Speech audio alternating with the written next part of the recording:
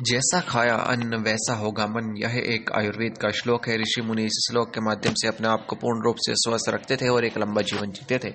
शारीरिक स्वस्थ के साथ मानसिक रूप से भी वह मजबूत होते थे। अगर आज के समय में भी इस तरह के भोजन का इस्तेमाल प्रत्येक व्यक्ति करे तो वह लंबी आयु के साथ अपने आप को स्वस्थ रखेगा और अपना हृदय मजबूत होगा। मानसिक रूप से भी मजबूत होने के साथ साथ विभिन्न प्रकार की बीमारियों से भी अपने आप को दूर रख पाएंगे।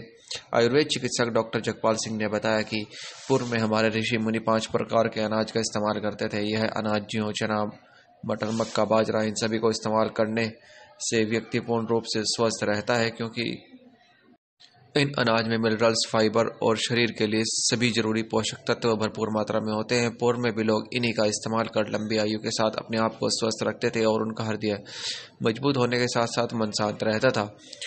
इन अनाज का इस्तेमाल करने से डायबिटीज पूर्ण रूप से कंट्रोल होती है, मस्तिष्क मजबूत होता है, हृदय रोग की समस्या नहीं होती, शरीर बलशाली होता है, आंखें स्वस्थ रहती हैं व अन्य सभी शारीरिक समस्याओं से यह अनाज हर व्यक्ति को दूर रखता है। आजकल की चलन में आ रही बीमारियों में भी अपने आप को इसके सेवन से सुरक्षित रखा जा सकता है। इन अनाज के इस्तेमाल से इम्यूनिटी भी मजबूत होती है। ऐसे करें इस्तेमाल, इन सभी को बराबर मात्रा में लेकर इनकी चक्की से पिसाई करा लें और इसके बाद इसी की रोटी का इस्तेमाल नियमित रूप से करें। इनसे सभी पोषक तत्वों की कमी पूर्ण होती है और हमारा शरीर स्वस्थ होता है और मनुष्य लंबा जीवन जीता है। देखिए, हमारे जो पूर्वज ऋषि मुनि हुए हैं, उन्होंने जो हमारी दिनचर्या बनाई वो हमारी भौगोलिक स्थिति के अनुसार बनाई। और पहले जब हम छोटे थे तो हमारे घरों में बाजरा, चना, मटर, जौ, जई, ये सारे अनाज इस्तेमाल होते थे। और जैसे ही आज की नई पीढ़ी आई और लोग यूरोपियन स्टाइल में और यूरोप की तरफ को भागने लगे, तो हमने उनकी अच्छाई को तो छोड़ दिया और बुराई हमने ग्रहण कर ली।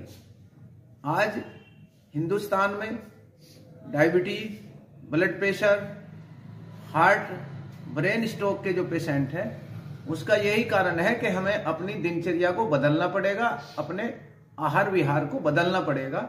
और आयुर्वेद के अनुसार जैसा खाए अन्न वैसा हो मन।